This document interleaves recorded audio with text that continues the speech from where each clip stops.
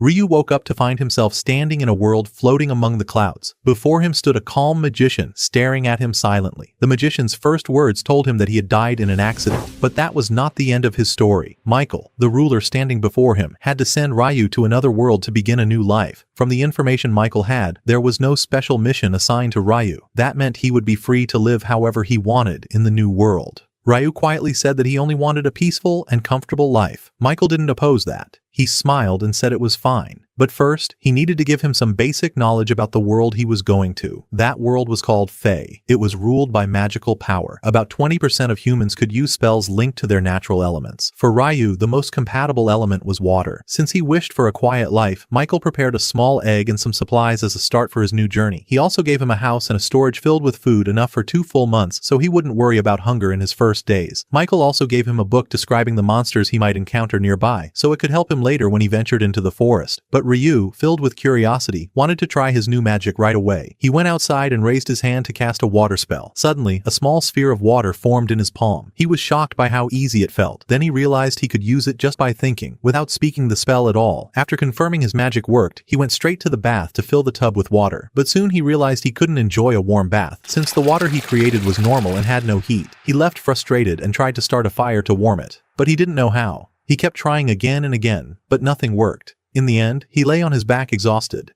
staring at the sun. Then, an idea struck him. He thought to himself that he could try ice magic instead. He filled a bucket with water and focused on drawing out its heat little by little. After a while, ice began to form. After longer practice, he managed to shape it into a lens, which he used to focus sunlight and start a fire. At last, he succeeded in heating the water and enjoying a warm bath. By the end of his first day in the new world, he could finally relax in peace. Through his experiment with ice, he learned he could also create hot water if he increased its heat instead of removing it. He decided to train on that later. The next morning, Ryu sat having breakfast and thinking about his future. Michael had only given him food for 2 months, so he would soon need to go hunting to restock. But he knew one knife wouldn't be enough against the forest beasts, so he decided to start training offensive magic. The first thing he did was fire a water ball toward a nearby tree. It worked as he expected, but its small size made it useless in real combat. Then an idea came to make it stronger. He formed another water ball, but this time focused all the water into a single point to increase pressure. The idea sounded perfect in his head, but he wasn't trained enough to pour much energy into it, so the result looked like a child's water gun. Ryu then remembered what Michael had told him before his rebirth. Magic depends entirely on imagination. You must clearly picture what you wish to create and keep trying until you master it. From that day on, Rayu trained without rest. After days of constant practice, his water jets became somewhat decent, though still not strong enough to kill a real monster. At least now, he could control temperature. He could enjoy a warm bath whenever he wanted, though he still needed more training to master it fully. The next day, Rayu decided to focus again on ice magic. He went outside and tried this time to create ice directly from the air. It took great effort and many days, but in the end, he succeeded in forming ice from nothing, even if it required 3 or 4 days of non-stop training. Still, he couldn't shape it as easily as water. Even though none of his spells were as strong as he wished, his progress was clear. Rayu never stopped trying. He trained all day until he collapsed, his magic energy completely drained. Each morning, when his power returned, he started again. That became his daily routine for many weeks. After all that training, he could finally form ice in an instant, his first truly useful attack spell. Now that he had mastered his offensive magic and his food supply from Michael was almost gone, Rayu decided to go into the forest for the first time to start hunting. Right away, he noticed animal footprints and followed them until he reached a nearby river. There he found a stone near the water, which could be used to spark a fire when struck with a blade. Since he was already there, he gathered some anti-poison herbs he might need later. Suddenly, a loud growl echoed behind him. He turned quickly to see a small wild boar staring sharply at him. He froze in place from fear. The boar charged toward him at full speed. It was his first time fighting for his life, so he didn't know what to do. Just as the boar was about to hit him, Rayu snapped back to focus and jumped aside to dodge. But the boar didn't stop. Luckily, his instincts returned in time. When the boar rushed again, Ryu formed a sheet of ice beneath it. The boar slipped and crashed hard. In an instant, Rayu summoned several ice spears, ending the beast's life immediately. After preparing the boar's meat, Rayu opened the monster book to read about it. He discovered that this small wild boar was actually the weakest creature a beginner could face in that forest, and that his book was only a beginner's guide containing simple descriptions of low-rank monsters. At the end of the book, there were 2 extra pages that seemed extremely important. One spoke about dragons, creatures so powerful they could destroy entire cities alone. The advice was clear. If you ever face a dragon, run immediately. There's no chance of survival, not even of escaping faster than it flies. The best thing you can do is beg it to spare your life. The other page spoke about the demon, but the information was far too little. All the book said was that whoever meets it, meets their certain end. The next day, Rayu went hunting again, unaware of what awaited him. Suddenly a giant hawk dived from the sky. That hawk could use wind magic, able to tear its prey apart in a single instant. Rayu was forced to flee quickly, forming ice shields to block the deadly attacks. He knew the hawk was a dangerous foe not easily faced, and wished he could avoid the fight. But there was no escape. The only option left was to fight. He raised his hand and fired his water jets, but the hawk dodged them all and swooped down using wind magic in a direct strike. At the last second, Rayu formed an ice shield in front of him. The hawk crashed into it hard, its head slamming into the ground as one eye was pierced. Moments later, the hawk regained its senses, but its eye was completely destroyed. It flew away, and before disappearing, it turned sharply toward Rayu, as if memorizing his face. A grudge had been born. Rayu finally exhaled in relief, still alive after that encounter, but he hadn't expected his peaceful life to be this dangerous.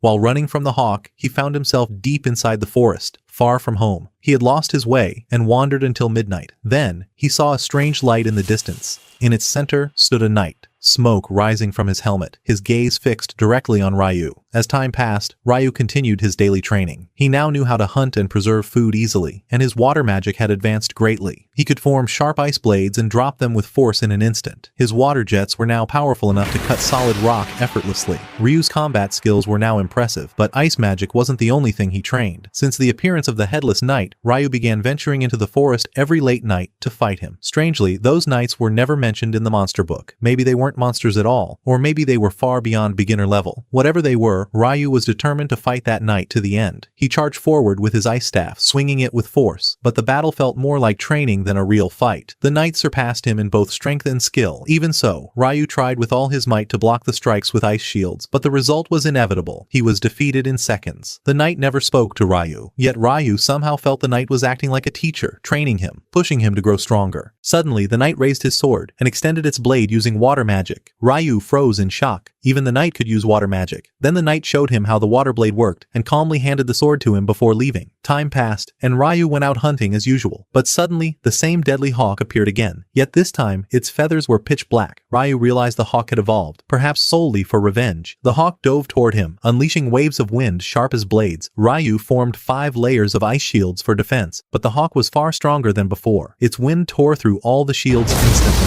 That's when Rayu felt true danger. He dashed left and right, creating ice barriers to block the incoming attacks. At one moment, he found an opening and launched dozens of ice spears at the hawk, but the hawk dodged them all with incredible speed. Sadly, that wasn't the end of the fight. The hawk opened its beak and let out a piercing cry carrying a strange frequency. A wave burst forth, disabling all of Ryu's magic instantly. The ice shields vanished completely, leaving him fully exposed, but the hawk wasn't done. It hovered before him, wings beating heavily. Rayu felt something massive approaching, yet he couldn't tell when it would strike. Moments later, Rayu felt electricity rising around his body. A beam of lightning shot toward him at deadly speed. The strike could have ended his life, but luckily, he used his staff to absorb the lightning and leapt away at the last instant. While still recovering from the shock, the hawk lunged at him, claws ready to tear him apart. At the final moment, Rayu drew his ice sword and blocked the attack with force. The hawk attacked again and again, but thanks to his long training with the knight, Rayu found an opening in its defense and stabbed its neck. The hawk collapsed and hit the ground. Dead, Rayu approached slowly. He understood exactly what his enemy had felt. The hawk had lost its eye because of him and sought revenge. But it never realized that Ryu too had spent all his time training and evolving. In the end, the hawk also lost its fight.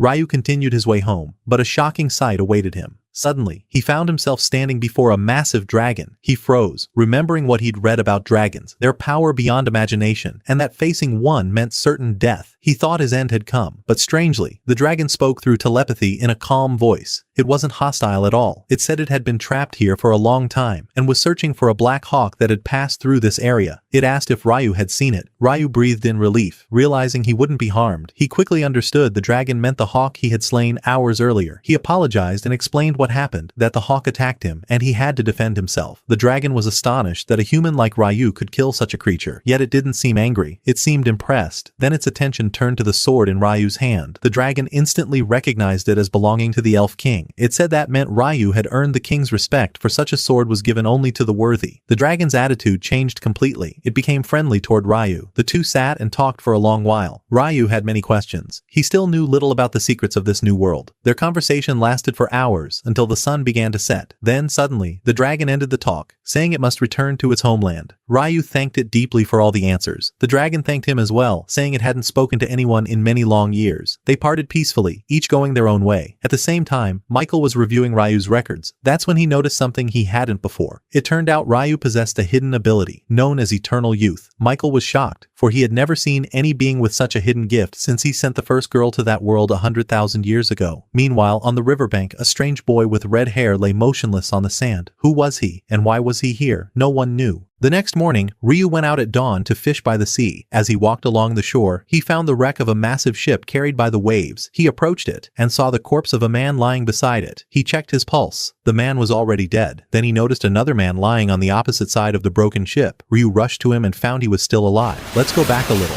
On that ship there had been many travelers, but a violent storm struck them at sea. In the midst of the storm, a giant sea monster appeared and split the ship in half. Everyone fell into the sea and drowned, but the wreck happened close to the coast, so a few of them made it to shore. Ryu carried the survivor, his name was Abel, back to his house. Afterward, he went out to take care of a few tasks. While he was away, Abel regained consciousness and began to wonder where he was. He stepped outside and saw a beautiful rose garden and a stone path leading into the forest, all carefully arranged by Ryu's own hands. Ryu returned shortly after and was delighted to see Abel safe, even though they had never met before. But Abel was astonished. He hadn't sensed Ryu's presence at all until he appeared, as if he'd materialized out of nowhere. What annoyed him, though, was how relaxed Ryu seemed, almost too relaxed, as if he were living the role. He almost asked if Ryu didn't own any clothes to wear, but decided to hold back so as not to give a bad impression on their first meeting. Abel politely introduced himself and thanked Ryu for saving him, but Ryu smiled and said he didn't deserve thanks. All he did was carry him home. Then came the bad news. Everyone on the ship had died, but Abel didn't show sadness. He said they were all smugglers anyway, so there was no need to mourn them. Before he could continue, his stomach growled loudly from hunger. Ryu laughed and suggested they continue the talk over lunch. During the meal, Ryu asked if Abel didn't have any clothes to wear. Abel simply answered that he couldn't make them himself. He didn't have the threads or fabrics needed. Then Abel smiled and said, "Then why not buy clothes from the nearest town?" But suddenly, Abel remembered that Ryu might not have any money at all. He himself didn't even know where they were exactly. He had only assumed there was a nearby town. Ryu calmly explained the situation. He said there was no town anywhere close to this area, and that was why he had lived alone all this time. Abel asked how he got his food and supplies. Ryu answered that he was a water mage. Abel's eyes widened in surprise. He knew that in the Empire, only half the population could use such magic. That bothered Ryu a little. He had thought himself more special, especially since Michael once told him that only 20% of people possess that ability. But Abel wanted to confirm something else. He asked Ryu to return with him to the ship's site. When they reached the shore, they found no corpses there. Ryu thought the sea had swallowed them, or that monsters had eaten them. He realized that if he hadn't saved Abel, his fate might have been the same. Abel felt deep gratitude. He said that even if they were strangers, he now considered Ryu his true friend. Abel began searching among the ship's wreckage, but couldn't find what he was looking for. His plan changed. He decided to head to the northern city to meet his friends there. He offered Ryu to join him on the journey. Ryu said he would need a guide since he didn't know the road to the city. Abel replied that he himself would be the guide, and they could start the trip tomorrow if Ryu wished. Abel smiled and shook hands with him on the deal. That night, Ryu went into the forest to bid farewell to the life of solitude he had lived and to meet the Headless Knight, the legendary being who had trained him all this time. He told him about his plan to leave tomorrow but promised he would return someday. He spoke to him with sincere emotion, grateful for everything he had learned. Before leaving, he decided to train with him one last time.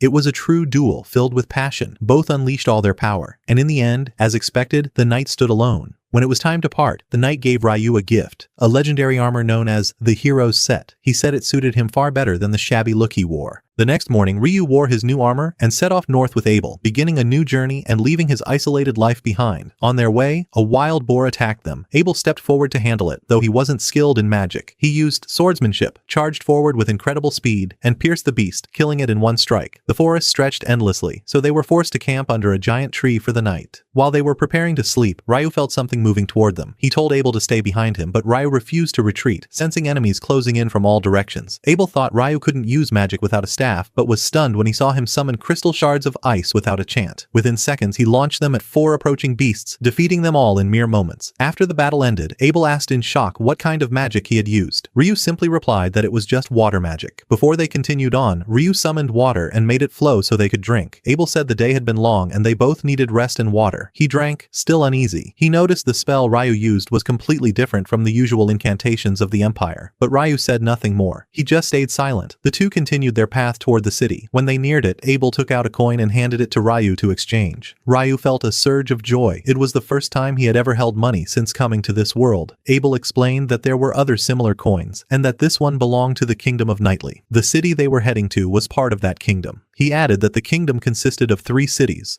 Lune, Hondolo, and Dohei, and they were heading specifically to Lune. As they passed near a cluster of rocks, Abel noticed one of them moving. He rushed toward it, and Ryu followed. They soon realized they had entered the territory of stone golems. The rocks gathered and attacked repeatedly. Abel tried stabbing them with his sword, but they kept regenerating every time. Seeing that, Ryu summoned an ice golem and smashed 2 of the monsters, then repeated the attack until the rest were defeated. The last one lay motionless. They discovered it had fallen on its back, and since stone golems drew power from the earth, once flipped, they lost all their strength. They also noticed a magic core beneath its feet.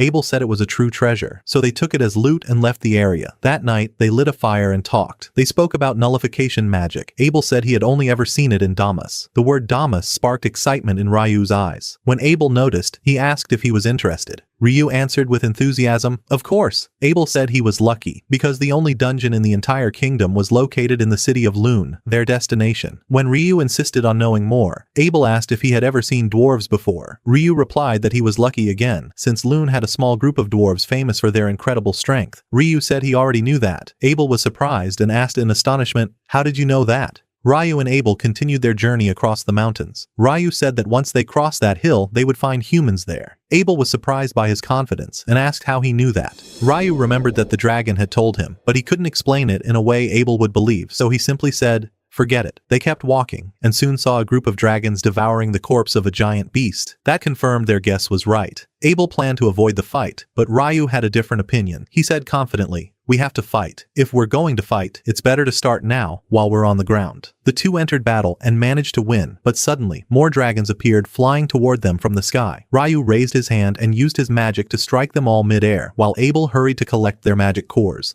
Abel was thrilled, even feeling excited when more monsters appeared shortly after. They fought together, and when the battle ended, they exchanged glances and smiled. Their teamwork was truly remarkable. They continued on, talking about whether it was wise to face another wyvern. Ryu didn't mind fighting again, but Abel didn't want to take that risk. At last, they reached a northern area, and from afar, they noticed a long road that seemed to lead to a town. Abel studied the surroundings, and when he saw the road stretching east toward a snow-covered mountain, he suggested they head west instead. He seemed familiar with these mountains, but said nothing more to Ryu, only remarking, "If we walk east, we'll reach a town called Kitty. We can rest there." Ryu was delighted by the news and smiled. "Finally, I'll get to sleep on a real bed." They reached the town quickly and entered a restaurant to eat. While sitting, Abel began explaining to Ryu about the Adventurers Guild and advised him to join. He told him the guild card worked like an official ID, allowing entry into any place in the kingdom without restriction. Ryu liked the idea, especially since Abel had to pay a silver coin to the gate guard this time to get them in. Abel added another benefit. Ryu would be able to sell magic stones and monster loot through the guild.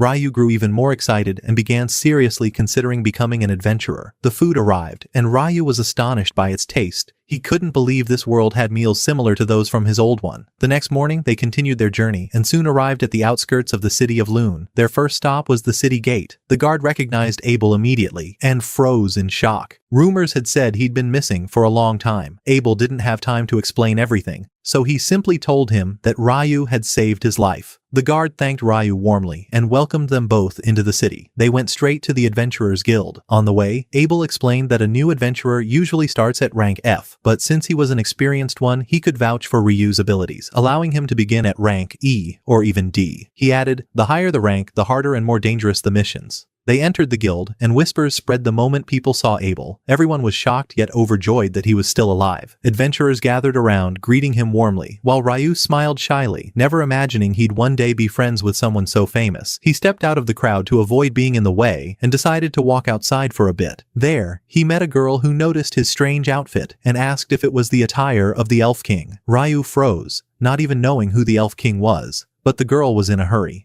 She apologized before explaining further, saying as she left, "I hope we meet again soon." Ryu went back inside. He found Abel finishing his talk with old friends and introducing him to a man named Ryugo. Abel said proudly, "This man saved my life." Everyone welcomed Ryu and thanked him sincerely. After things calmed down, Abel took him to the receptionist to register as an adventurer. He asked her to place Ryu in rank D based on his personal recommendation. The receptionist looked stunned and said, "Are you really from the Scarlet Sword Party? This is the first time one of you has personally vouched for someone. This boy must be something special." She agreed to register him but explained that he'd have to pass a physical test first. Meanwhile, Abel wanted to meet the guild master. The waitress guided them to the meeting room. As soon as Hugh, the guild master, entered, he froze in disbelief when he saw Abel before him. He couldn't believe anyone had crossed the snowy mountains and returned alive. The three sat down to talk, and Hugh asked if this adventure was enough to promote Rayu immediately, since he knew no ordinary person could survive such a journey. Hugh agreed, and said he would officially raise Rayu's rank. But before they could continue the discussion, the door burst open.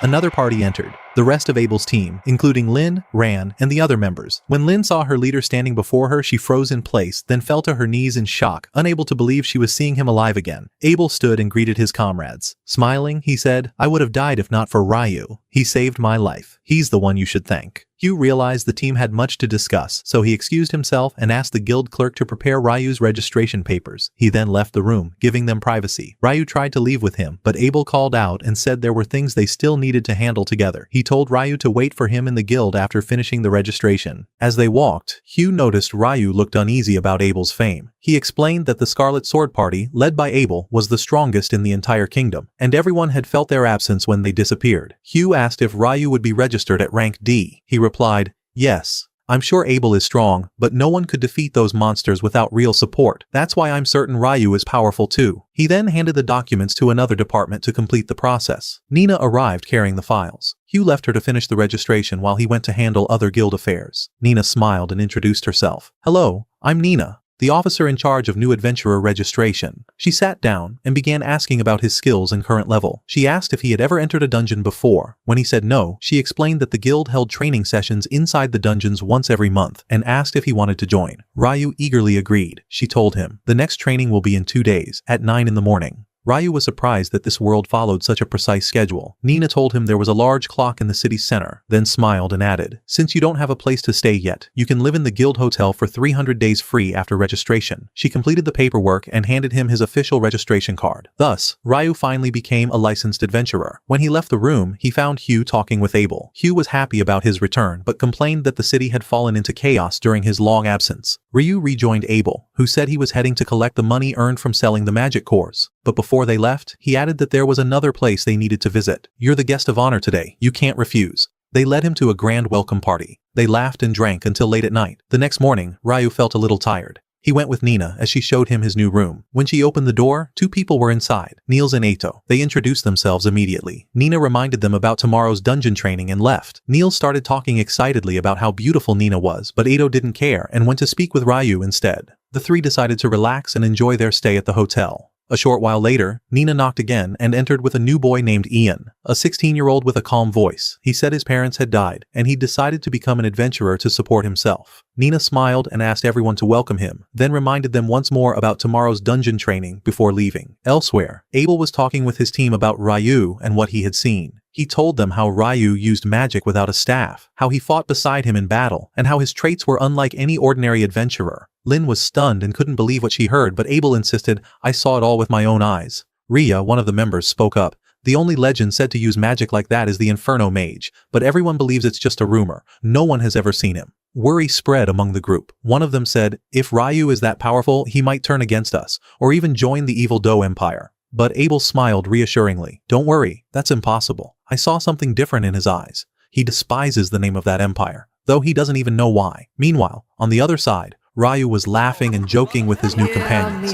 enjoying the life that had completely changed since his arrival in this world. Days passed quickly. Rayu continued attending dungeon trainings regularly. Each day, he learned something new, until the awaited day arrived. The instructor stood before them and said firmly, "Today's lesson is different. We'll descend into a real dungeon for the first time." Before starting, he asked, "Does anyone have any questions?" Rayu raised his hand and asked, "Is there a way to return to previous floors using transport spells or gates?" The instructor was surprised by the question. "You know about that?" "Yes, such methods exist, but only in the southern dungeons. Here, there are no transport gates." Minutes later, they reached the dungeon gate. The instructor explained that the city of Lune had been built entirely around this dungeon, which lay at its very center. He continued, "Every few years, something we call a monster flood occurs, when the number of monsters inside multiplies, posing danger to the city's inhabitants. They all entered the dungeon's first floor. The instructor said, "This floor is easy, filled only with weak monsters. You can explore freely, but stay close to each other." Rayu and Eamon went together to explore the area. As they moved deeper into the cave, Rayu sensed movement ahead and said calmly, "Get ready, something's coming." The creature appeared, a giant warrior ant. Rayu told Amon, "I'll pin it down. Strike when it's fixed." He cast ice magic, freezing the ant's legs and holding it in place. In the next instant, Amon charged forward and sliced off its head with a single strike. Rayu smiled proudly. "Congratulations. That was your first real battle." Amon felt proud, but Rayu reminded him of one important step. "Don't forget to take the magic stone from inside it before we return." Rayu and his companions returned to the guild hotel late at night. When their friends heard they had succeeded in the training, they threw a small celebration in the hall. Eto was shocked. He never expected them to defeat a warrior ant on their very first dungeon dive, but Amon said humbly, "I didn't do much. Rayu was the one who pinned the monster down." Rayu smiled. "But you struck the final blow, and that deserves credit too." Niels asked eagerly, "So what will you do now that you're official adventurers?" Eamon replied, "I want to return to the dungeon and keep exploring, but I can't imagine going alone." There was clear fear in his voice. Rayu said calmly, "Don't worry, I'll go with you. I was planning to reach the 3rd floor anyway. But finding an ant on the 1st floor is strange. They told us this level only has bats." Suddenly, Abel's voice came from behind Rayu. "Sometimes the ants dig tunnels from lower floors and reach the surface. So finding one here isn't that unusual." Rayu turned, surprised to see him. He hadn't expected Abel to show up this late at night. Niels and Eto were starstruck. Abel was a well-known hero across the kingdom. Niels stepped forward shyly. "You've always been my hero, Sir Abel." He introduced himself and offered a handshake. Abel smiled warmly and shook his hand. "A word of advice, kid. Don't overwork yourself on any quest. The most important thing is staying alive." Rayu asked, "What are you doing here this late?" Abel laughed. "My team just returned from a long mission. We came to report to the guildmaster." As they talked, another party burst in looking for him. They clearly seemed annoyed. Abel was known for dodging meetings. Oren grabbed him by the shoulder and slung him over his back like a sack, carrying him out of the hall. Ryu watched the scene, barely holding back his laughter. Then suddenly he noticed a strange look from Lin, a sharp stare, almost hostile, though he had never met her before. Rhea turned to her and said firmly, "Stop with those weird looks. Let's go before we're late." Before leaving, Rhea shouted at Lin, "It's rude to stare at people like that." Lin replied, "I couldn't help it. I heard Rayu is an incredibly strong mage, and I wanted to see him myself." Rhea chuckled. "Honestly, I'm curious too." But Abel stepped in confidently. "No need to rush. You'll all see with your own eyes soon what Rayu can really do in battle." The next day, Rayu and Amon went down into the dungeon again. They followed the same plan as before. Rayu freezing the monsters with ice magic, and Eamon finishing them with his sword. After a series of fights, they sat down to rest. Rayu asked, "Where did you learn to fight? Your style looks just like Abel's." Amon wiped sweat from his forehead. "I trained under an old man named Kiro. He studied at a famous sword school in the capital. Maybe the same one Abel trained in." Rayu smiled. "Your style is efficient, but you tire too quickly. You should build your endurance." Eamon lowered his head and said quietly, "Sometimes I feel weak, like I'll never become a real adventurer." Rayu patted his shoulder with an encouraging smile. "Nothing comes overnight. Even Abel, though everyone thinks he's invincible, never stopped training for a single day. He practiced even while traveling. That, my friend, is the real difference. Consistency." The next morning, Rayu prepared to go out, but this time, not to the dungeon. He had a completely different plan. For some time, he'd wanted to learn about magical alchemy, so he decided to visit the library to study. When he arrived, he asked the clerk where the alchemy section was. She smiled and guided him to the beginner's wing. The library was unbelievably vast. Ryu spent hours reading with passion, but time was never on his side. It was never enough. He began thinking of buying books so he could read them comfortably at home. While sitting in the city square, he noticed the sky darkening suddenly. He looked up.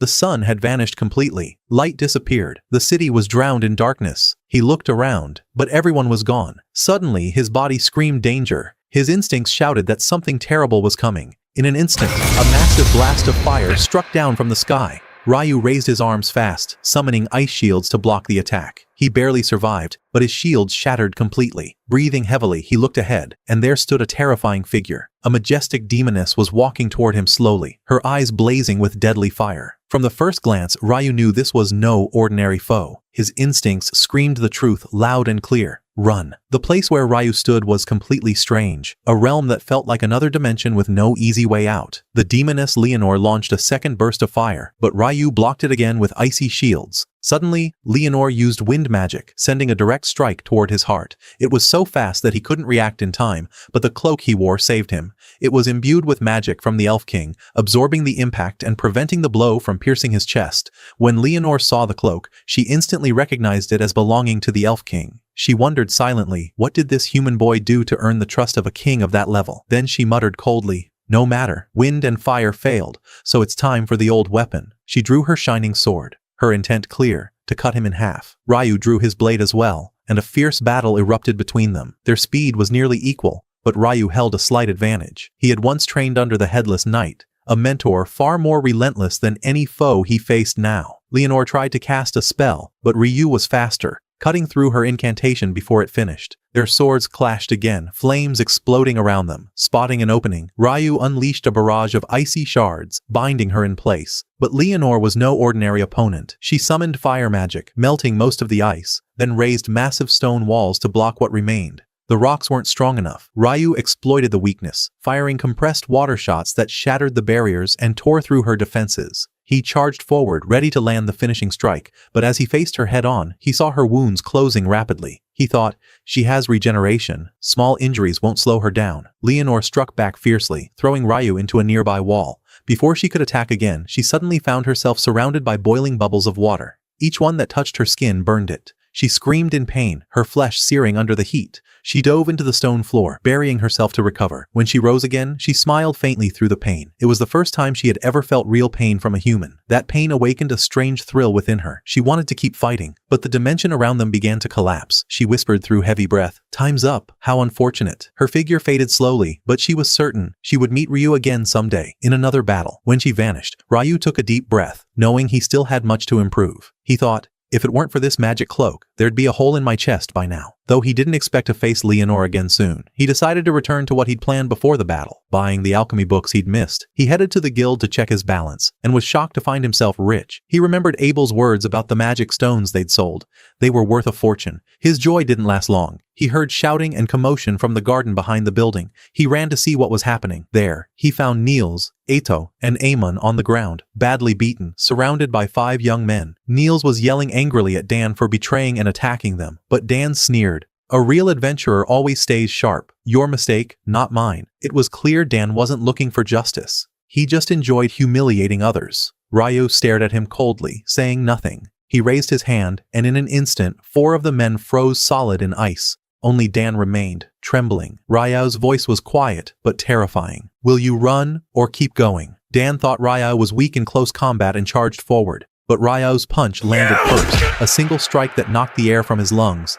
Dan collapsed, motionless. When it was over, Rayu approached his friends and handed Ito a healing potion to treat the others. Niels, hurt and embarrassed, muttered softly, "I'm useless. I couldn't do anything." Rayu smiled. "You were running all day with Amon. Of course you're exhausted." Because they were all worn out, Rayu suggested taking a hot bath to calm their nerves. After bathing, Eto healed Rayu's wound with magic. Fortunately, nothing was broken, though the hit he'd taken was heavy. A little deeper, and it would have struck his heart. Rayu said, "The blow was aimed straight at my heart, but at the last moment, it shifted to my shoulder." Even though he'd survived, the pain was still written across his face. Everyone was stunned to hear he'd nearly been defeated. They asked, "Who were you fighting?" Rayu chuckled lightly. "A long story. I'll tell it later. For now, let's rest and get some sleep." Eto and Amon descended once more into the dungeon. After defeating a group of goblin rams on the 5th floor, Niels spoke with concern. "We should head back. Something isn't right. Goblin roamers never appear on this floor." He felt a strange tightness in his chest. "We've earned enough for today. There's no need to take extra risks." It was the right decision. Had they gone deeper, they would have faced a monster far beyond their ability, especially without Rayu, who wasn't there this time to protect them. Meanwhile, Rayu was outside the city. The battle against Leonor made him realize he still had much to improve. At the guild, the boys headed to the front desk to meet Nina and deliver their dungeon report for the day.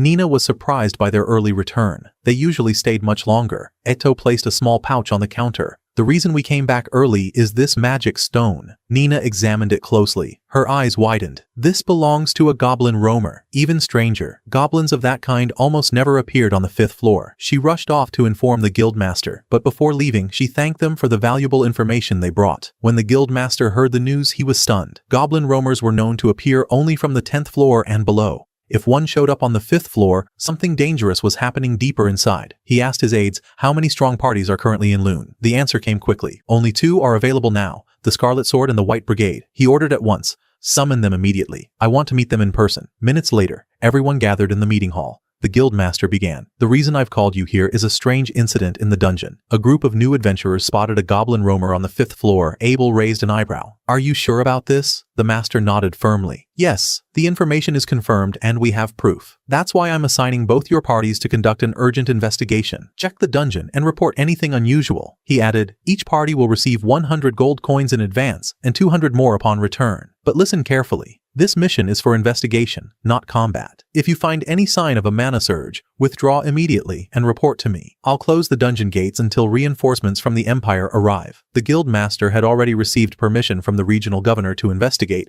but he wanted to assess the danger himself before acting. He asked, are you prepared to accept this mission? Abel and Phelps, representing their teams, agreed without hesitation. The investigation was set to begin the next morning. At the same time, Rayu woke up early. He planned to visit the Northern Library to learn more about magical alchemy, but Ito warned him. The Northern Library only allows entry to those ranked D or higher. Rayu smiled confidently. That won't stop me. Eamon added, I heard the restricted books there can only be opened by rank B or above, so you might not reach them yet. Meanwhile, the Scarlet Sword and White Brigade stood at the dungeon gate, ready to begin their mission. Before the guildmaster opened the gate, Abel stopped him, uneasy. Wait, I have a bad feeling. He asked Lynn to use wind magic to scan the first floor before entering. Lynn closed her eyes and began chanting. Moments later, she gasped. There are over 100 monsters waiting near the entrance. Everyone froze in shock. That could only mean one thing. The mana flood had already begun. The guildmaster shouted, declare an emergency now. Call every adventurer in the city. Chaos turned to swift action.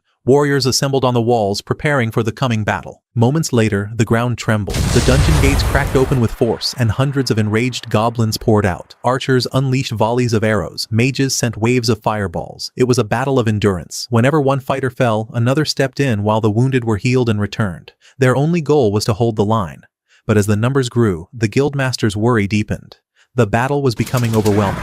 Then, through the chaos, Niels arrived with a group of additional adventurers, carrying bags full of arrows. Hope flickered back into everyone's hearts, but Niels also carried an urgent message from the guildmaster to Abel. Once the lesser goblins are wiped out, the Scarlet Sword and White Brigade will be responsible for facing the leader when it appears. After long hours of battle, almost all the regular goblins had been defeated. Everyone realized the appearance of the leader was imminent. The guildmaster raised his hand and gave the signal. They were to advance and strike together. The warriors leapt from the walls, and Lynn used wind magic to soften their fall and land them safely. Unfortunately, a few goblins still lingered below. Abel and Phelps rushed forward, cutting them down before they became a threat. When the field was cleared, a massive creature emerged from the dungeon, the Goblin Commander. But the shocking surprise was that there weren't one, but 3 commanders at once. Everyone froze in disbelief. 3 commanders meant only one thing. The Goblin King was near. A true catastrophe. The king was stronger than any creature alive. If he reached the surface, the city's destruction would be inevitable. Abel shouted firmly, no time to wait. Phelps and I will take 2. Rhea and Shin will handle the 3rd.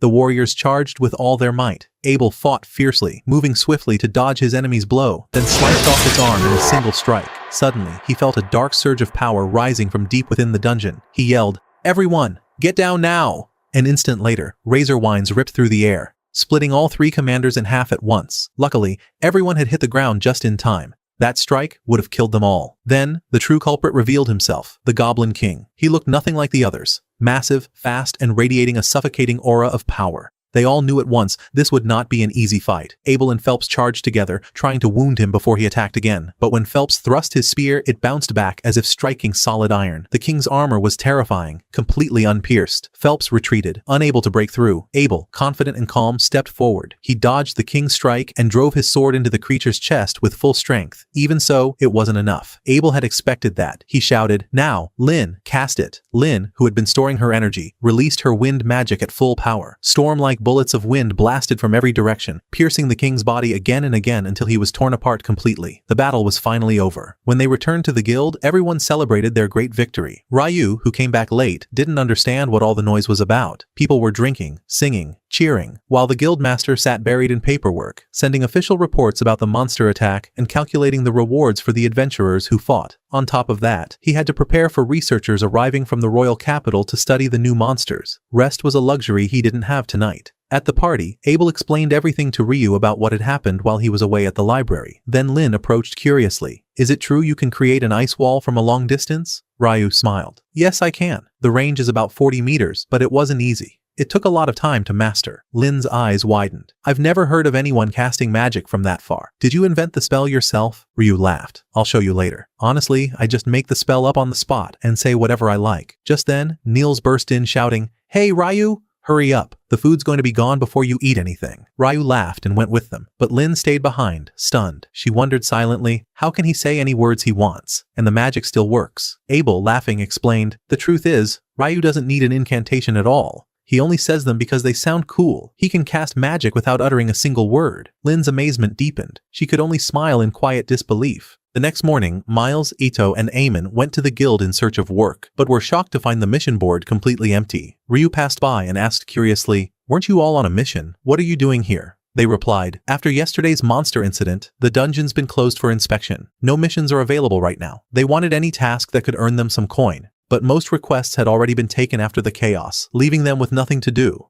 They asked Rayu what he was up to. He smiled calmly. I'm looking for magic copper ore. I need it for my alchemy experiments. Ito recalled how rare and expensive that material was. Isn't that extremely pricey? He asked in disbelief. Ryu nodded. True. The last shop I checked priced one piece at 50 gold coins, but it's fine. I have enough. I was actually thinking of hiring you 3. Then he added, how about this? You gather it for me. I'll pay each of you 4 gold coins even if you find nothing. And if you do find the ore, I'll buy it from you for 25 gold coins per piece. All 3 froze in shock. It was the most generous offer they had ever heard. Miles, still doubtful, asked, you're serious? You'll really pay that much? Rayu laughed confidently. Of course, better to pay you half the shop price than spend 50 at a store. The 3 agreed instantly and set off excitedly to hunt for the ore. After they left, Ryu heard commotion outside and went to see what was happening. He saw Dan arguing with a group of knights who were trying to abduct a young girl in broad daylight. The girl screamed and struggled, but one knight gripped her arm harshly. Dan stepped forward, shoved the man away, and freed the girl from his grasp. She ran off terrified, but Dan was now surrounded, alone against 4 armed knights. Their captain drew his sword angrily and stepped forward, only to slip and crash to the ground without warning. Everyone froze, stunned, even the knight himself. When he tried to rise, he slipped again and fell flat before the crowd's eyes. At that moment, Phelps appeared among the onlookers. His eyes widened in disbelief. Knights, symbols of honor, behaving like street thugs. They tried to threaten him, thinking their authority in the city outweighed that of the adventurers. But they had no idea who they faced. Phelps Heinlein wasn't just any adventurer. He was of noble blood. When they heard his full name, they froze like statues.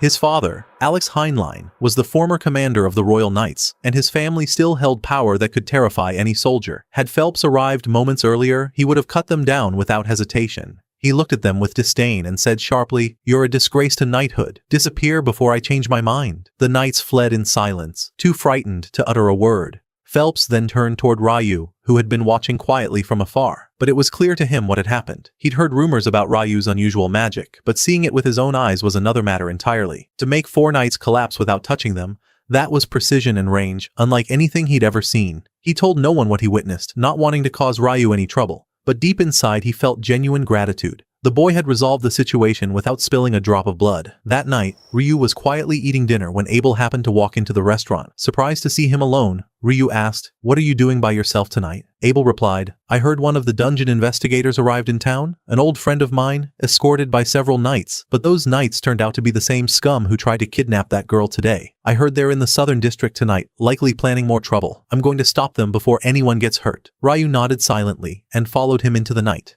As they walked, they noticed 2 adventurers dressed entirely in black, whispering in low voices. Ryu didn't recognize them. He knew almost every adventurer in the city. Abel muttered, "Could be normal visitors, but since the dungeon's closed, their presence is suspicious." When the 2 men realized they'd been spotted, they backed away suddenly and ran. Ryu and Abel pursued them quietly, following into a dark alley. In the next instant, a sheet of frozen ice crashed down on the fugitives, locking them to the ground, helpless. Ryu smiled faintly. "That was easier than I expected." Then he looked at Abel and added, "But we still don't know what they were planning. Better hand them over to the guards before anyone else gets dragged into this." That night, Phelps walked alone down the quiet street, until the same knights ambushed him from behind. Their captain still burned with anger over what had happened earlier, and he had come seeking revenge. But before they could draw their swords, their bodies suddenly froze in place. They couldn't move an inch, only then realizing too late that it was a trap. Phelps had known all along these men weren't real knights. He had no intention of letting them escape punishment. He signaled to Rhea, who fired her tranquilizing needles, paralyzing them completely. As they stood motionless like statues, Phelps ordered her to unleash fire magic. Flames engulfed their bodies, turning them to ash within seconds,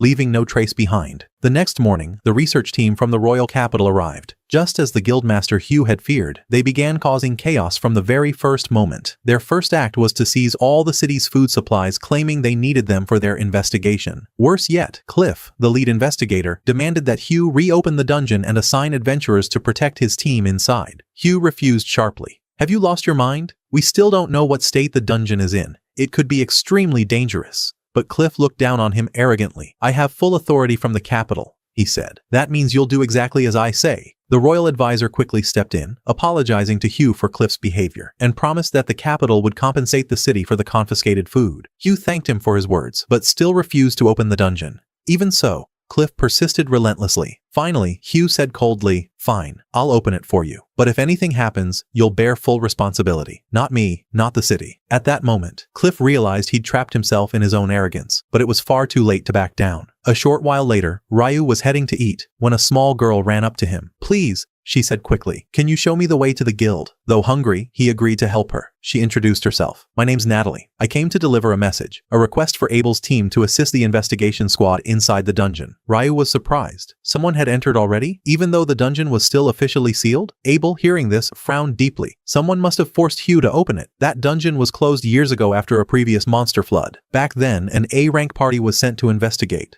None of them ever returned, not even the captain. Since then, a strict law was made. Any dungeon that experiences a flood must be shut down immediately. Ryu listened with interest, but his stomach growled loudly. He smiled faintly. Fascinating story. But I'll need to hear the rest after I eat. He walked off toward the restaurant, while Lin turned to Natalie, intrigued. "Wait, are you really from the Shvarazov family? The ones famous for their legendary water magic?" Natalie nodded. "Yes." Lin, amazed, asked, "Then tell me, have you ever heard of a spell that can create an ice wall from a distance?" Natalie hesitated, puzzled. "I don't think that's even possible." Abel joined in confidently. "Believe me, it is. Rayu can do it. He can form an ice wall from 40 meters away." Then he added seriously, "Take my advice. None of you should ever try to fight Rayu, even by accident. If it happens, surrender immediately. You won't win, even all together." He looked at Natalie and smiled softly. "And if you ever need help and can't find any of us, go to Rayu. He'll help you without hesitation." 3 days later, Rayu's friends returned from their mission, carrying 2 pieces of magic copper ore. He paid them 90 gold coins, enough for them to live comfortably for weeks. Meanwhile, inside the dungeon, the royal investigation team had reached the 7th floor. But strangely, they hadn't encountered a single monster. They proceeded cautiously until they discovered a strange black square on the wall. No one knew what it was. No one had ever seen anything like it.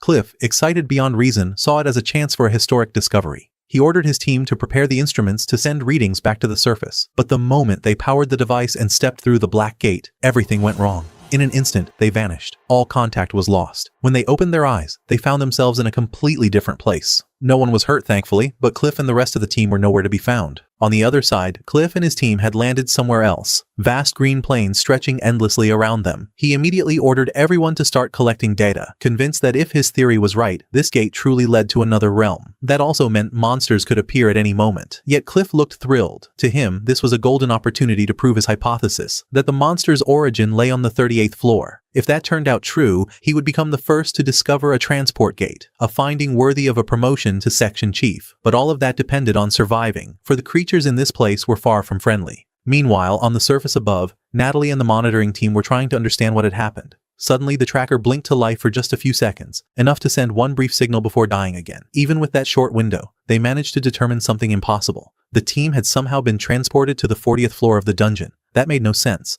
Only moments ago, they'd been on the 10th. Natalie instantly remembered Abel's warning before they descended. Without hesitation, she ran straight to the library to find Rayu and ask for his help. At the same time, Nina burst into Hugh's office, flustered. Something terrible happened. The team inside the dungeon vanished. There's no contact at all. Dean Christopher is demanding to see you immediately. Hugh shot up in alarm. I'm going now. But listen, don't tell anyone about this. If the adventurers find out, the city will fall into chaos. Elsewhere, Ryu was in the library, searching for records about eclipses and monster floods. But so far, he'd found nothing useful. He sighed, wishing Sarah were here to help him. Then, to his surprise, he spotted her standing by a nearby bookshelf. Overjoyed, Rayu approached her quickly. I'm looking for archives about eclipses and monster floods, he said, but I don't know where to start. Sarah smiled gently. I know exactly where they are. And I believe the two phenomena are connected. Every recorded flood happens 2 days after an eclipse. That pattern repeats throughout history. After explaining the link between the two events, she added, To be honest, it took me months of research to reach this conclusion. But tell me, Rayu, why are you so interested in this? Rayu tensed slightly. He couldn't tell her the truth, that he had fought a demon in the middle of the city during the last eclipse, so he quickly changed the subject. Alright, Sarah, do you know why magic stones change color? She eyed him suspiciously, sensing he was hiding something, but answered anyway. The color depends on the monster's age. The older the creature, the more the stone's hue shifts. Ryu already knew that, but it only deepened his curiosity about the monster floods.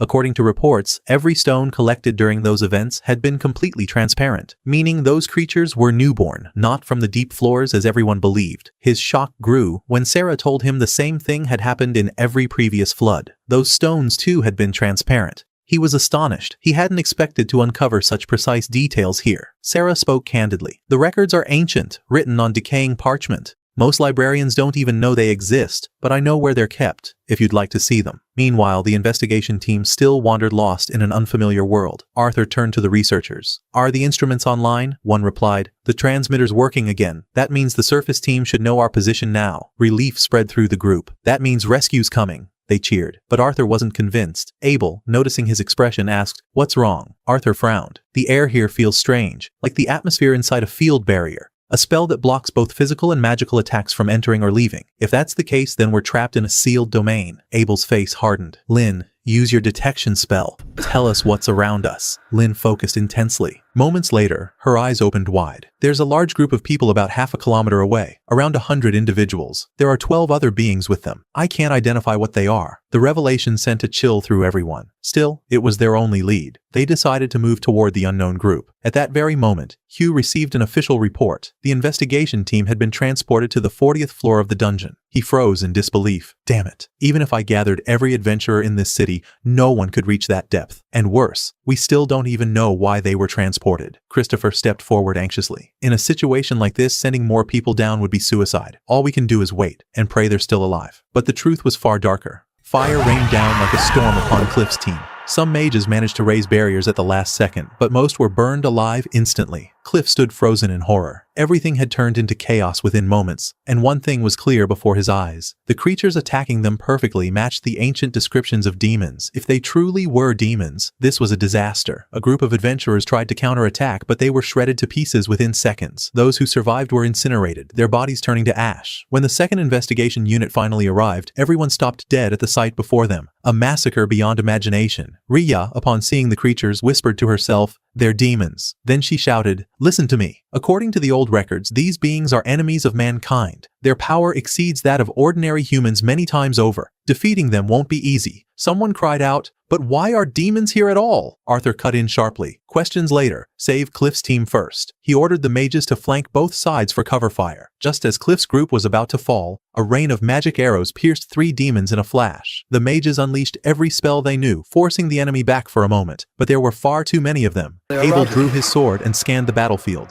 One demon stood out from the rest. Taller, sharper, radiating malice like a storm. "Everyone, behind me!" he commanded. Orin charged ahead, using his barrier magic to carve a path through the flames. They pushed forward until they were face to face with the powerful demon, cutting down its minions as they advanced. Rhea and Lynn bombarded the field with continuous spells, slaughtering wave after wave. But soon, Lynn collapsed from exhaustion, and Rhea could barely stand. Now, Abel stood alone in the inferno, against 6 demons. Rhea screamed, "Watch out! That one there, he's a demon prince." Abel's blood ran cold. A demon prince, a lesser version of the Demon King himself. Only one hero in history had ever slain such a being. Still, he steadied his breath. "I've faced dragons before," he muttered. "The fear back then was worse than this. I can do this." He lunged forward, slicing down 2 demons in a single swing. But the demon prince saw the movement and launched a beam of pure energy straight at Rhea and Lynn. Orin leapt in front of them, taking the blast full on. The explosion hurled all 3 aside. Now Abel stood alone before the prince. He tried to convince himself he could win one-on-one, but hope was fading fast. The prince vanished and reappeared in front of him.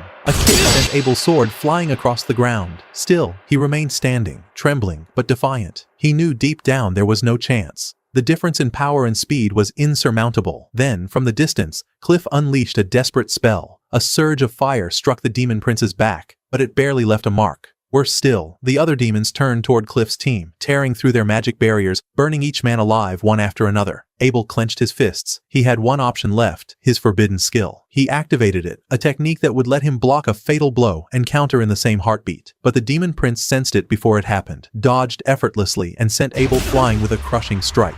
He couldn't even stand anymore. The prince walked toward him, sword raised, ready to take his head. Then, a single drop of water fell. A flash of light split the air, and from above, Rayu descended through the collapsing ceiling. Abel's eyes widened in disbelief. For a moment, he thought he was dreaming. Ryu, here? Rayu smiled calmly. There are a lot of people worried about you up there. Go on, get everyone out. I'll handle the rest. Abel shouted desperately. Wait, that's a demon prince. But Rayu laughed lightly. A prince? I fought a demon far stronger than this one. This one looks like a child by comparison. The demons hurled balls of fire toward him, but Rayu answered with a storm of icy spears, walking through the blaze as if it were nothing. In mere seconds, every demon's head hit the ground. The demon prince froze, staring at the corpses of his followers. Realizing that Rayu was nothing like the humans he'd faced before, he raised his blade slowly. Rayu smirked. Well then, let's play a little. He drew his sword, and the true battle began. Rewinding a bit to understand what truly happened, Natalie had been running through the city streets, shouting Ryu's name in panic. When she finally found him, she rushed forward breathlessly. Abel and the others are trapped inside the dungeon. The moment Rayu heard that, he wrapped her in a chariot of ice and sped toward the dungeon entrance at full force. There was no time to waste. On the way,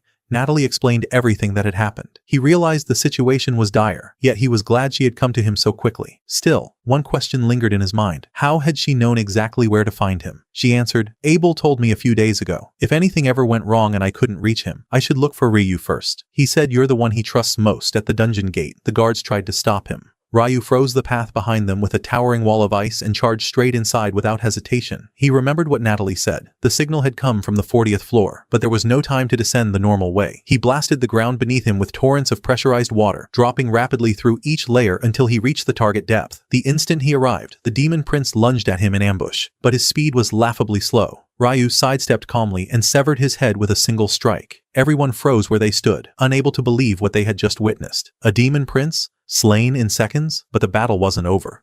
The demon's severed head rose from the ground and reattached itself to its body. It was humiliating for such a being to be shamed like this before mere humans. Rayu realized that regeneration would make the fight more troublesome, but he wasn't worried. Nothing in this place could truly harm him. To make his point clear, he conjured over 200 spears of ice that surrounded the demon from every direction. Before the creature could even react, its body crumbled into dust. The fight was over, permanently. Abel approached, overwhelmed with relief and gratitude. Just then, a man stepped forward and introduced himself. I am Arthur, an advisor from the Royal Mage's office. You have my deepest thanks for saving all our lives. Rayu smiled softly. There's no need to thank me. I couldn't just stand by while people were in danger. I only wish I'd arrived sooner, to reduce the number of deaths. Arthur nodded solemnly. This tragedy will be remembered for a long time. Once we recover our mana, we'll gather the fallen and bury them with honor. Abel then asked Rayu to help collect the magic stones from the demon's remains so they could later sell them and support the families of those who had perished. Rayu agreed, though something about the place unsettled him. Since descending past the 39th floor, he had felt a strange magical barrier around them. But after the demon prince's death, its presence vanished completely. While using his descent spell, he'd sensed something odd near the staircase. He decided they would investigate it once they escaped. For now, their focus was on gathering the stones.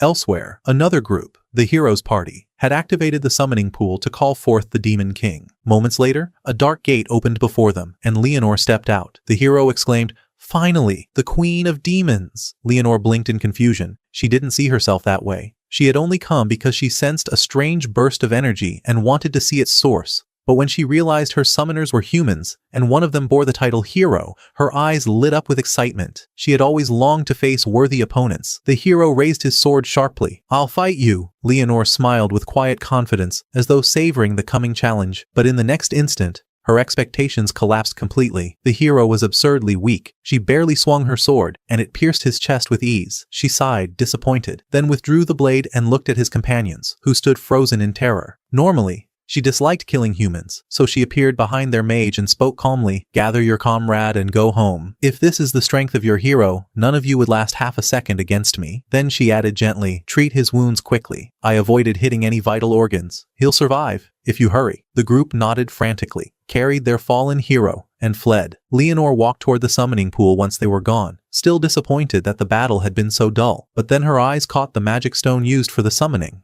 Its energy pulsed with rare, ancient power. She smiled faintly. At least that alone made her trip worthwhile. Inside the dungeon, Rayu walked alongside the adventurers toward the staircase leading to the surface. When they reached it, he pointed to the strange stone Arthur had mentioned earlier. It looked like a magic stone, yet Arthur had never seen anything quite like it. He decided to take it with him for study. He placed the stone into his storage pouch, and the group continued upward until they finally emerged to the surface, where Hugh was already preparing the area to treat the wounded. At the same time, Molly was checking on Abel and the others to ensure they were unharmed. Abel thanked her sincerely for fetching Rayu in time. "If you hadn't come when you did," he said, "none of us would have made it out alive." Everything seemed to be under control now. Hugh was relieved that Abel's team had returned safely. Their deaths would have been a disaster for the entire guild. Yet one matter still had to be addressed. Hugh called out sharply, "Rayu, why did you enter the dungeon without permission and ignore the guards?" The question caught Rayu off guard. He immediately apologized for breaking the rules, but Arthur stepped in to defend him. "Calm down, Hugh. If Rayu hadn't rushed in the way he did, none of us would be standing here." Hugh was stunned. He asked Arthur what he meant, but Arthur didn't want to speak in front of everyone, so he suggested they talk privately inside the tent. There, Arthur told him everything that had happened inside. The demons, the demon prince, and the horrifying battle they survived. Hugh was speechless. "The appearance of demons, it's insanity," he muttered. "The fact that you returned alive at all is a miracle." He sighed heavily. "I thought Abel was the one who protected you all." But Arthur explained that even Abel was no match for the demon prince, and would have died if Rayu hadn't appeared at the very last moment. The next day, Rayu was wandering the city when he caught the scent of delicious food in the air. He followed it and discovered a restaurant specializing in curry, and, to his surprise, found Sarah there as well. She looked startled at first, but admitted with a smile that this place served the best curry in the city. They sat together and began eating. During their meal, Sarah asked curiously, "Where are you staying now?" Ryu smiled. "At the guild dorms." Her eyes widened in surprise. The dorms were usually reserved for beginners. Ryu explained that he was still a new adventurer, though he'd been promoted to rank D immediately after registration. Sarah was impressed. "Promotions that fast are rare, but it makes sense. You're clearly stronger than you look." When they finished eating, they left together. Ryu asked, "Why don't I ever see you at the guild, even though you're an adventurer?" She replied with a grin, "I have a long-term contract in the royal capital, so I rarely visit the guild here. I'm actually a sword instructor." Since the topic had turned to combat, she offered him a friendly spar for training, and he agreed right away. A short while later, they faced each other in the training yard. Before they began, Ryu asked, "How did you know I fight with a sword, even though I'm a mage?" Sarah smiled. "Your stance and the way you move. It's obvious you don't rely on magic alone." The duel began. Sarah moved with astonishing speed, but Ryu dodged her strike at the last moment and countered swiftly, which lit a spark of excitement in her eyes. "Few people block my first attack," she said, amazed. Even Ryu was impressed by her speed, and she still wasn't fighting at full strength. She grinned. "All right then, now I'll get serious." Blow after blow rained down on him, and though he tried to keep up, he was eventually overwhelmed and defeated. Laughing, Sarah hugged him lightly. "You have incredible talent, Ryu. Very few can stand against me, especially when I use wind magic to enhance my speed." She noticed he hadn't used a single spell during the fight, which made her even more curious about him. She wished they could continue, but apologized, saying she had another training session to attend. The next day, Niels came to Ryu with a request. He explained that his village had sent a hunting contract, and he wanted to take the job himself, but it was ranked D and above. He needed Ryu to join his party so they could accept the quest officially. At first, Ryu wasn't interested in taking any missions. He didn't need the money anyway. But the moment he heard they'd be fighting goblins and skeletons, his mood changed completely. He agreed to join, seeing it as the perfect chance to vent his frustration on some weak monsters. Niels didn't quite understand what he meant, but he was thrilled to have him on the team. They went straight to the guildmaster's office and declared their intent to accept the request. The man approved easily, but warned them sternly, "Be careful. 2 parties have already failed this quest. One ranked A, and the other D." Ryu was surprised. How could parties of those levels lose to mere goblins and skeletons? The guildmaster explained, "The problem isn't the monsters, it's the villagers. They refuse to cooperate with the adventurers. Seems like they just don't like outsiders." With permission granted, they set out immediately. After half a day's travel, they arrived at Niels' home village. The villagers greeted them warmly, with smiles and cheers, which surprised Ryu, who had assumed Niels became an adventurer because he was expelled. Niels laughed. "I caused some trouble in the past, sure, but they didn't throw me out." He led them to the mayor's house, where Bulan, the village chief, lived. When Bulan saw Niels, he was overjoyed. It had been a full year since they last met. He welcomed the team and discussed the mission in detail. Knowing Niels' familiarity with the village customs, he felt reassured leaving the task in their hands. Niels asked worriedly, "Is it true you refused to cooperate with the last groups?" Bulan sighed. "I'll explain. A while ago, skeletons began appearing near the eastern forest. At first, there were few, but they multiplied until the woods were full of them. So I sent a request for help. The first team that came made a huge mistake. They moved the battle into a place they shouldn't have entered. Niels' face tensed. They went into the eastern forest, didn't they? Bulan nodded. Yes, that's why the villagers were furious. Perhaps they overreacted, but blood was spilled in a sacred part of the forest. That made everyone extremely uneasy. That night, Niels hosted Rayu and the others at his home, where they met his younger brother, Niloy, who seemed delighted to see him return with trusted companions. Niloy said confidently, "As long as you're handling this, no one will object. The last party ignored our customs and entered the forest without permission. That's why no one helped them." But Rayu's team was different. They formally asked for permission before starting the hunt. Niels explained that they would first target the goblins during the day, then deal with the skeletons afterward. Before setting out, he asked for a promise that they'd keep what he was about to reveal a secret. Everyone agreed. There are two unique things about this continent, Niels said. First, our eastern forest houses a guardian beast. The group was shocked. They had no idea the village was protected by such a creature. Rayu was fascinated, even wishing silently that the beast might one day turn hostile, just so he'd have a worthy reason to fight it. Seeing everyone lost in thought, he asked, "And what's the second thing?" Niels smiled. "The temple. But the village elder will tell you that herself. Patient until tomorrow." The next morning, they set off toward the forest, with Bulan guiding them to the last spot where the goblins had been seen.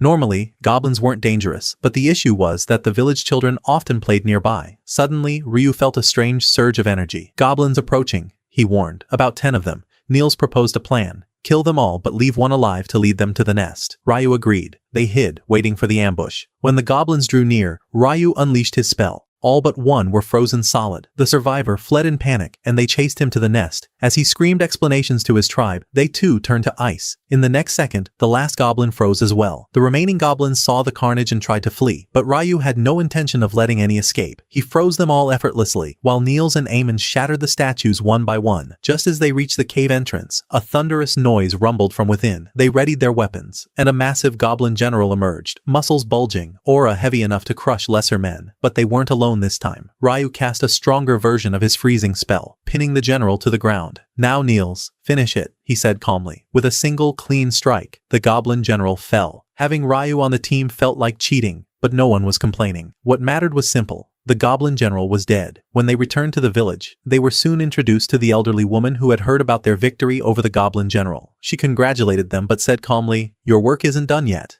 There's still much to do." Then she asked them to follow her. She would show them the guardian beast herself. Inside the forest cave, Rayu could barely contain his excitement. It would be his first time meeting a guardian beast, but his enthusiasm quickly turned into disappointment. The creature wasn't hostile or terrifying at all. In fact, it radiated calmness and wisdom rather than menace. The beast looked over the group silently, but the moment its eyes met Ryu's, its expression changed completely. It stepped forward slowly and spoke. "My name is Ankosen." Both Niels and Bulan froze in shock. The Guardian had never revealed its name to a human before. Ankosen smiled faintly. "I usually don't tell humans my name. They always mispronounce it. But ignoring formalities in front of someone like you would be disrespectful." Ryu was surprised. Why would a guardian beast speak to him with such respect? Sensing his confusion, Ankosen explained, "I am half-elf. Being near you gives me a strange sense of peace, a feeling I can't quite understand." Ryu remembered what Sarah had once said, that even the Elf King himself admired him. He began to suspect there was something about his aura, or perhaps his presence,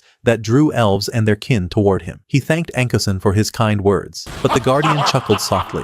"No, young one. I should thank you. Your presence alone makes me feel as if I could live another 1,000 years without burden." They turned the conversation back to their mission.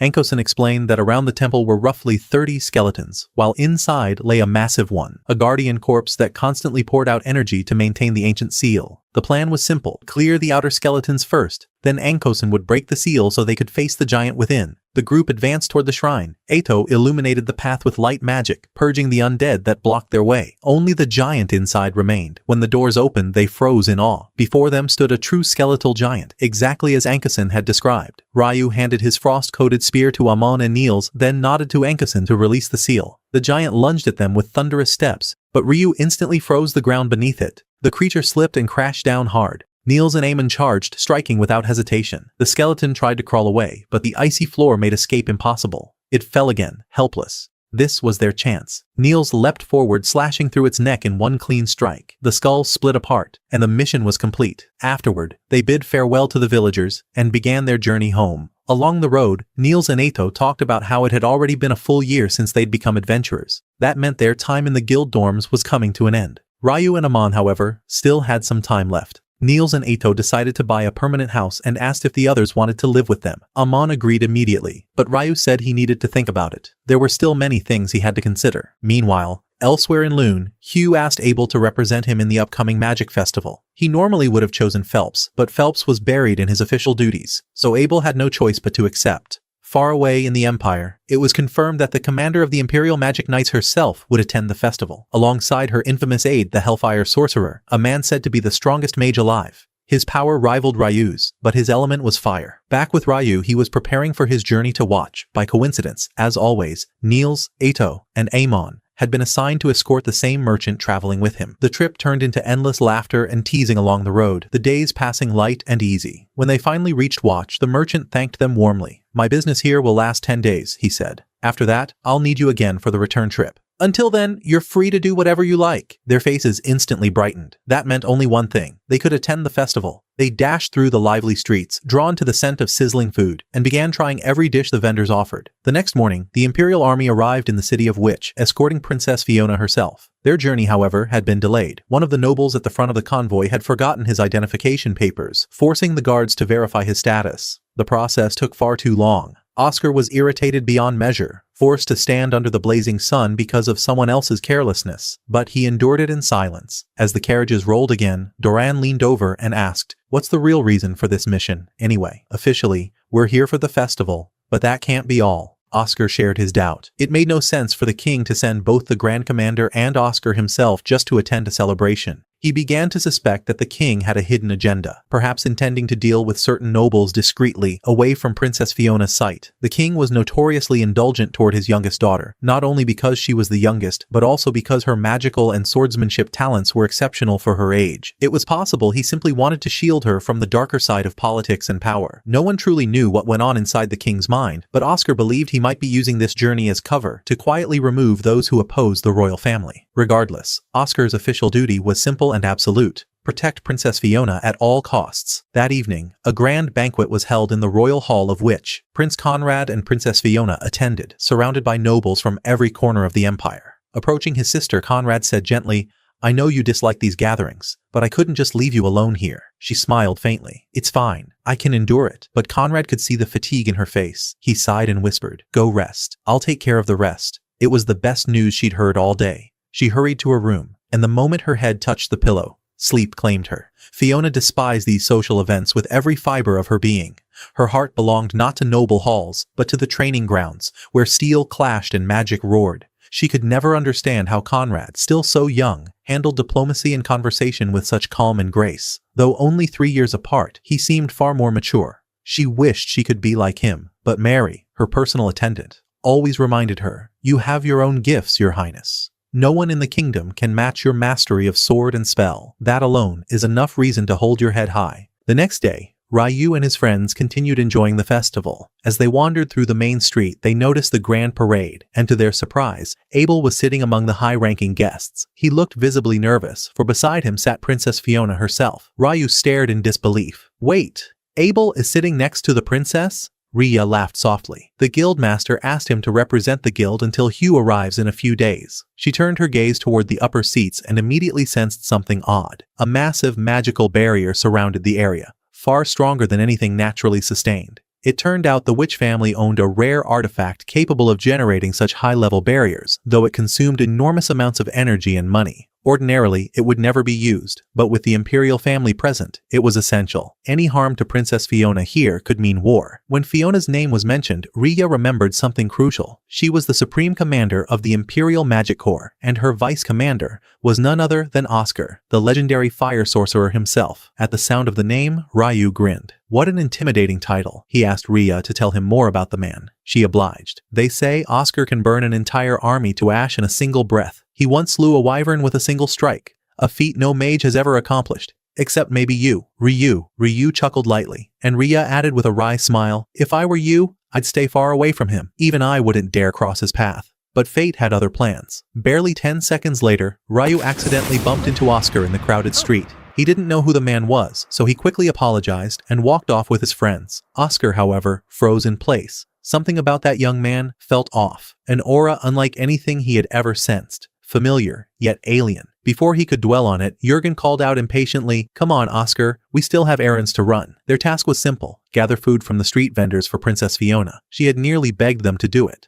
Forced to remain seated on the royal platform throughout the ceremony, she couldn't leave to taste the local festival dishes she adored, so she handed them a long list of her favorite foods. Laughing, Jurgen elbowed him. "Let's move. We've got to get everything on the list before Her Highness returns to the palace." On the other side of the plaza, Abel stood by the platform when he met Prince Conrad. The prince recognized him immediately. He knew this was the adventurer sent in Hugh's place. Yet something about Abel's face felt strangely familiar, and Conrad found himself staring for a few seconds, trying to recall why. Abel assumed it was coincidence and brushed it off with a polite smile, then mentioned Princess Fiona, who had caught his attention the moment she arrived. Conrad joked lightly, but Abel clarified that it wasn't admiration, it was suspicion. Fiona's presence here could only mean that Oscar was nearby as well, and that alone made the situation feel off. After all, the Empire would never send its strongest battle mage to a simple public festival unless something serious was going on. Conrad laughed softly and told him such talk was forbidden, then excused himself and walked away calmly. That night, another grand banquet was held inside the palace. Abel received another invitation to represent the guildmaster, and although he disliked formal events, he attended nonetheless. The only thing that annoyed him was the strict rule: no weapons allowed inside. He convinced himself that the magic barrier surrounding the palace was more than enough protection. An attack was highly unlikely. But in the control room, one of the engineers noticed something strange: a fluctuation in the core crystal powering the barrier.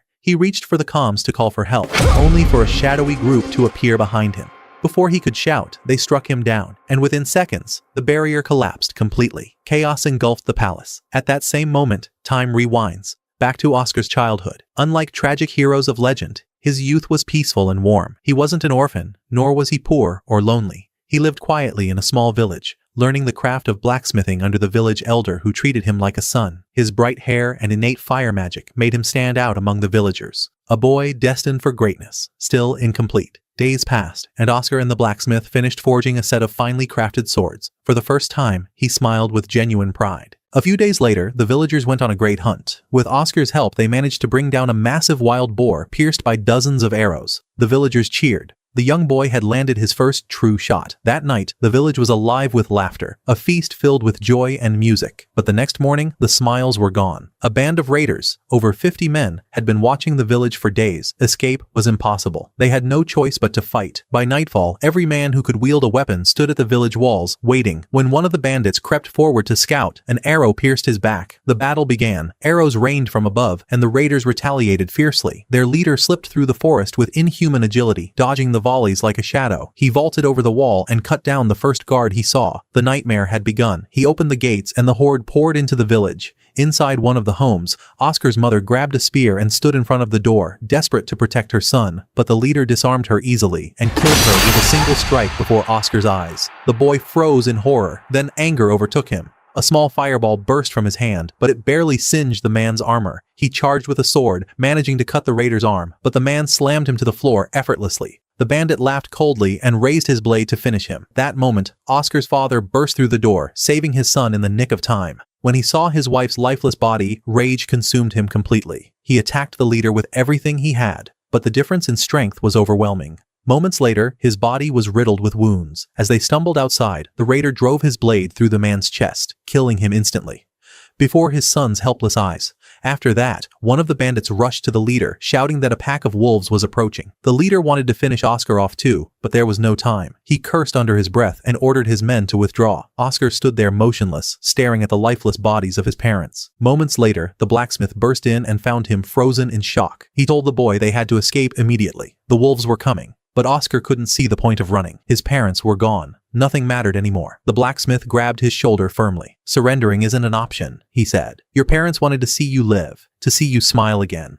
There was no more time. He pulled Oscar by the hand and dragged him outside. At the door, the wolves were already waiting. The blacksmith ordered Oscar to run toward the river while he held the beasts back. Oscar refused at first, but the man shouted again, and the boy ran, tears blurring his vision, watching his teacher fight bravely, knowing full well he would die to protect him. Oscar sprinted through the forest, but soon 2 wolves appeared behind him. He had no choice. He threw himself into the river. The current swallowed him. He struggled until his strength failed, then everything went dark. Days later, he awoke in a warm bed in a different village. The mayor, a kind man named Luke, told him they had found him floating in the river. "You've had hard days, boy," he said gently, "but you're safe now." He offered Oscar a place to live and told him he should attend school if he chose to stay. Oscar agreed eagerly. He wanted to learn everything, to become strong enough to protect those he loved. But 6 years later, his world collapsed again. The entire village burned before his eyes. He ran toward the manor, desperate for help, only to find a man standing over Luke's corpse. Oscar drew his sword in fury. Years of training took over. He slashed at the man and cut his face open. But in the next instant, the man struck back, knocking Oscar to the ground and driving a sword straight into his chest. As the pain consumed him, he saw flashes of that first night, his parents' deaths, the fire, the helplessness. The nightmare had returned in full. Oscar survived, but barely. His hair turned white from the trauma, and his heart filled only with vengeance for everyone who had destroyed his life. Back to the present. Before the attack, Oscar sat quietly with his comrades by the food stalls.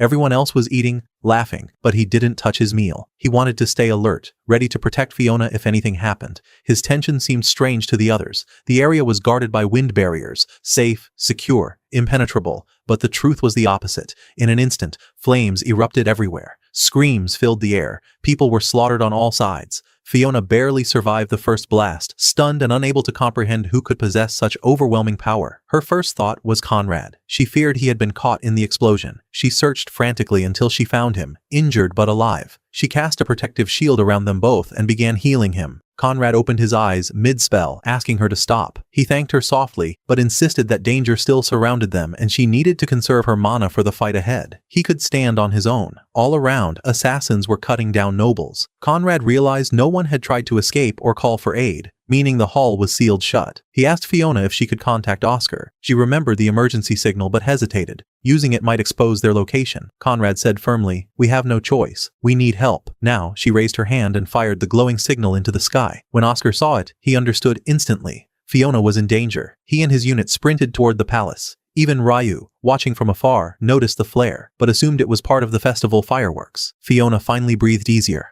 Oscar would come. They only needed to hold out until he arrived, but before relief could settle, a squad of killers rushed them. Conrad summoned earth spikes from beneath the floor, impaling several attackers. Fiona burned the rest with searing flames. Then, out of nowhere, a chant echoed through the air. There was no caster in sight. Conrad yelled, "Shield, now!" A massive magical strike crashed down. Her barrier barely held. The hidden mage began another incantation, a fusion of fire and earth. Conrad couldn't react in time, but Fiona saw the ground beneath him glow red. She realized what was coming and shoved him away with all her strength. The explosion hit. Moments later, Oscar arrived, just in time to see Fiona's body falling from the cliff. The sight shattered him. The memory of his parents' deaths flashed in his mind. But this time, he refused to lose someone again. He unleashed his full speed, leaping off the edge to save her. Down below, Amon, Niels, and Ito were playing by the water. They saw Fiona falling from the sky. Niels dashed forward and caught her just in time. Moments later, assassins appeared, intending to finish the job, but the trio cut them down swiftly. Seconds later, Oscar landed nearby. From his view, he saw strangers holding Fiona's unconscious body. Rage exploded inside him. He thought they were the attackers. Without hesitation, he unleashed a torrent of fire toward them. Ito barely managed to block it with his strongest barrier spell. The blast was more powerful than anything he had ever faced. Even so, Oscar didn't stop.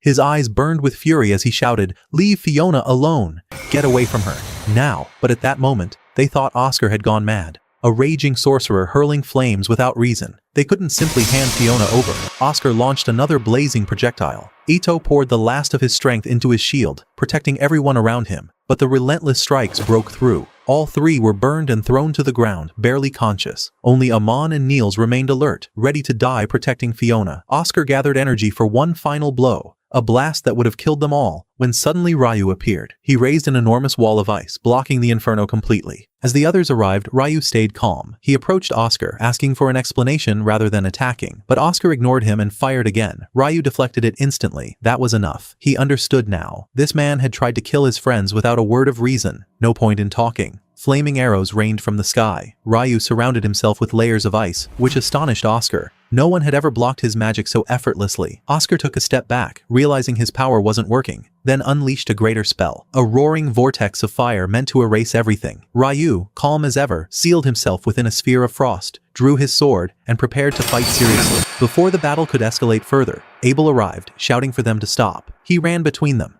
pleading with Ryu to stand down before both of them froze the entire area solid. Speaking in the name of the Loon Guild, Abel declared that the 4 men Oscar had attacked were adventurers from Loon and had nothing to do with the palace assault. Oscar hesitated, realizing what he'd done, but Ryu didn't back down. He believed Oscar would have killed his friends without hesitation, and that demanded punishment. Ryu raised his sword coldly, saying he wouldn't mind freezing Fiona herself if that's what it took to avenge them. Oscar's fury exploded. He called down a cataclysmic storm of fire from the heavens, a spell powerful enough to obliterate an army. Ryu countered it flawlessly, his barrier unbroken. For the first time, Oscar faltered. Even his strongest magic had failed. Meanwhile, Ryu was quietly impressed. The man's strength was immense, but he assumed that was the limit of it. He thought the fight was over. He moved to end it quickly, but before his strike landed, someone screamed at him to stop. Killing a royal mage could ignite a war between nations. Abel stepped forward toward Oscar, explaining that he was here under Conrad's command, and that Fiona's safety must come first. "What good will death bring?" he asked firmly. Oscar admitted his mistake, confessing he had attacked without thinking. But the apology didn't change Ryu's stance. In his eyes, Oscar still deserved death, pleaded for calm, acknowledging Ryu's anger but begging him to sheath his sword. Ryu asked quietly, "If it were Riya's life at stake, what would you have done?" Abel answered without hesitation, "Riya would never want a war fought for her sake. I'd do what's right, even if it meant letting her go." Ryu listened in silence. Then, with a faint nod, he summoned a cluster of icy spears, sending them toward the ground near Oscar. A warning, not an execution. Abel stepped forward again, shielding Oscar, his voice steady but full of resolve. "I won't let a friend of mine start a war that doesn't need to happen. If I must stand in your way, Ryu, then I'll do it, even if it costs me my life." Ryu was furious, but not enough to kill his friend. He exhaled slowly, lowered his sword, and said he'd let it go,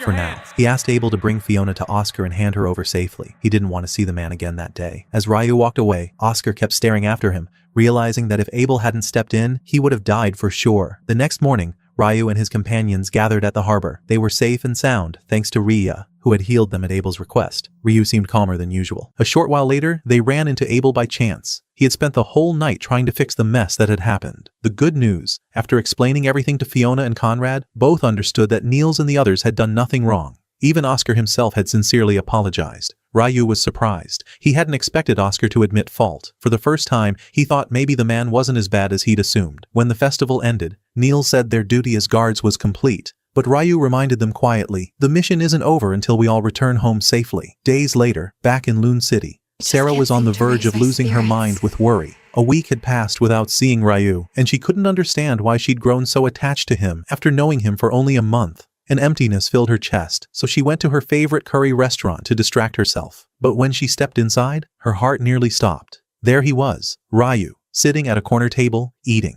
Joy surged through her, and when Ryu saw her, he waved her over, smiling. He had missed her too, and there was much they needed to talk about. After they ate, Sarah asked him to come with her to the library. She had something to show him. When they arrived, they ran into Abel at the entrance by coincidence. He was surprised to see them together and asked what they were doing. The two laughed and said they were simply spending the day together. Abel wanted to join them, but he was holding a stack of important papers he had to deliver, so he said he'd see them later. Before he left, Ryu called out to him, asking to meet in a few hours. There was something important to discuss. Abel agreed immediately. Later, the two met as planned. Ryu reminded Abel of an old promise. Back when he saved him from the Demon Prince, Abel had sworn to buy him lunch for a whole week. Both had completely forgotten. So instead of the meals, Ryu asked for a small favor. He told Abel that his friends had decided to leave the guild dorms and live together in a shared house, and that he was thinking of finding a place of his own nearby. Abel blinked in surprise. "Are you sure you want to live alone?" Ryu nodded, explained that he needed privacy for his magical experiments, things he couldn't do around others. He wanted a spacious home with a garden, a quiet place all to himself. He asked Abel to help him find one. Abel thought for a moment, then said there was a large farmhouse on the outskirts of the city that might suit him. When Ryu saw it, he didn't hesitate for a second. "I'll take it," he said. And so, for the first time, Ryu had a home of his own. His new life in Loon City had begun. And that's where our story ends, my friend. If you enjoyed it, don't forget to like and subscribe. See you next time.